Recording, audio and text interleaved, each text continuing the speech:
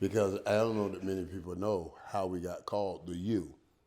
But I'm gonna give that to you, you know. But it was everything. And Howard Snellenberger came in and he got all of those guys out the ghetto and he made us a pact. He was like, listen, guys, this is an opportunity. This is not just an opportunity for you. This is an opportunity for all these young brothers that are coming up in these ghettos after you. Yeah. What will you do with this opportunity or determine the opportunities that they have? And then Howard brought us in, from all over. And then Jimmy came in the next year, and what Jimmy did, he even took it to another level. Jimmy took it off the football field, and I get emotional talking about it because he's so good. That's real. Hold on. Jimmy took us. We're a lot of guys coming from a lot of broke areas. We had nothing, man. And we all knew it. And Jimmy would always tell us, he said, listen, I'm not going to let you guys, I'm not going to let guys use y'all. He said, we're going to make sure that we're using them too. He said, now, every Thursday we're going to meet. We met every Thursday night. He said, every Thursday night, all of us. And he said, I don't want anybody talking football in this room. We're only going to talk about what we're going to be doing after football or without football.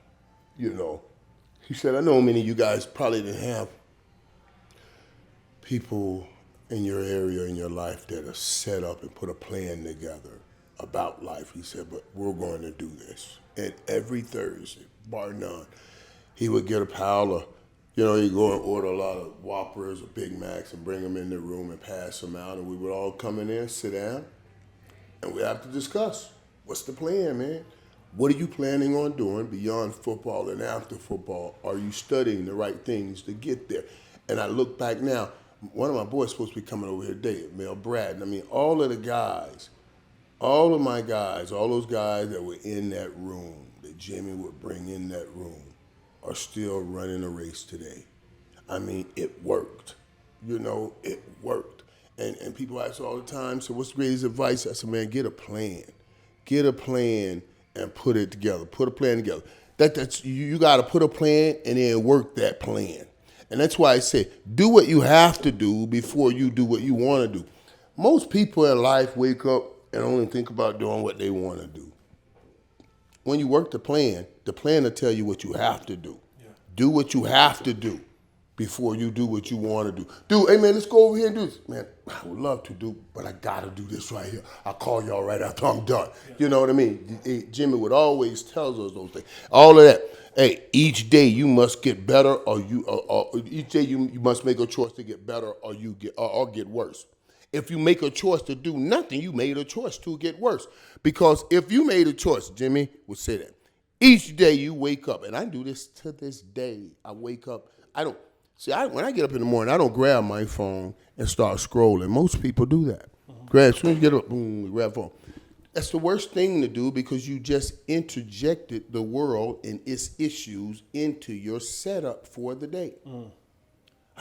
Now, before you're out of bed, you're already consuming the world's issues, but you haven't even prepped yourself for your win, for your victory for the day. I like to get up, man. I get up, brush the tooth in the morning. I'm in the mirror, boy, hey, let's go whoop their ass today.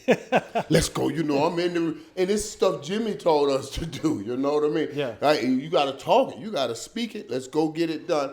So I'm just so thankful to have that, man. I'm so thankful to have, like what I call the miracles on my journey.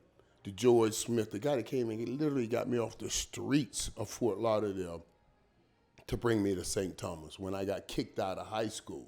Then Jimmy, who I got in a fight the first day there, broke a tray across this dude's head, should have gotten sitting right back to the ghetto. Yeah. Then 2 weeks later, break a linebacker's jaw in a fight. Jimmy said to me, dude, do you want to be a boxer or a football player? Yeah. Like, we can't keep doing this. You know what I'm saying? We can't keep doing this, dog. He said, I'm here with you, but we can't keep doing this, man. But I call all of those guys, man. Miss Jones. Miss Jones stayed with me. Let me tell you something, man. When I got kicked out of public school, and they came and got me, St. Thomas came and got me off the streets of Fort Lauderdale, literally off the streets of Fort Lauderdale, and they said, listen, we got faith in you. We believe you can be successful. We know your family situation. He said, all we're asking is that you let us undergird you. Let us help you. Let us try to help your family. And when you make it, we just say, don't forget us. When you make it, like we know you could. I ain't know I could. Right. They said, like, we know you could. You know, they gave me Miss Jones. She was my tutor. My junior year in high school. I could, my old school, after they kicked me out, they said, well, you know, no, we'll take them back. We'll take them back. Now that I was going to this school, we'll take them back. And I was like, no, I'm going to stay over at St. Thomas because it's a college prep school. My grades were garbage. They were all garbage. It was nothing. You know, that's why I was getting kicked out of school. And Miss Jones, you know, when I transferred, the old school took me to court, my high school. They said the court ruled, because I said I made a transfer for academic reasons to prepare for college. They said to me, if that's the case, you can stay at St. Thomas, but you cannot play sports. Or you can return to your old high school and play sports. So you know, this was literally a ruling. They literally sued me. The high school sued me and sued St. Thomas, said they illegally recruited me, even though I got kicked out of school.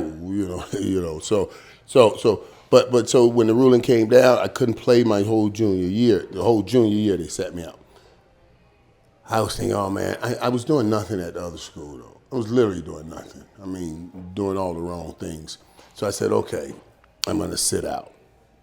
And it was the hardest decision I made because I was wondering what kind of trouble I'm gonna get in not having sports. Right. But I used to be crying. I was a kid, you know. These were my new friends, and I wanted to play with them, and they, you know, and I was literally crying in the locker room when Miss Jones came and got me, and she said, "Baby, don't worry about these people. They're trying to hurt you." She said, "But what the devil meant for evil, God gonna make it good." You know, she said, "We need this time. We really, Michael, we really need this time to catch you up academically." She spent so much time with me, hours every day. When they're playing the games, we're studying, you know, and you know, it's those people that matter most. I think now back and I look up when I'm praying. I tell her, "Oh, baby, we made it." You know, she's not here. I graduated after my junior year in college. I left and went to the draft after my junior year. I graduated. Back then, you had to graduate to leave early. And then, but I also controlled the draft. Like when Green Bay called with the 7th pick, I was like, no, no way, Green Bay. Because as a junior, I could drop a class, go back to school, and then they would lose the draft choice. Right. So I was like, no way, Green Bay. I already knew, I swear, I knew I was going to play in Dallas, and that I wanted to play in Dallas. Jimmy had already told me, you know, that Jerry was going to buy the team. I'll tell you about that in a minute. So I knew what was going to happen here a year before. But Miss Jones said to me, "Baby, we need this time." And she's gone on from time to eternity. And every chance I get, I tell her, thank you. Thank you. We worked every day, dude. I made a plan. She said, my broadcasting, all of it. That's why I studied communication. Everything I'm doing was a plan that she made with me in high school. Jimmy made us reiterate it all the time on those Thursday nights. And we're here. All of those people I called a miracle on my journey. No way am I sitting here without them. And like you open this show, I give them all the love, but I know God put them there to be those miracles on my journey, and I'm thankful for that. So it's been a journey, but I'm blessed. No.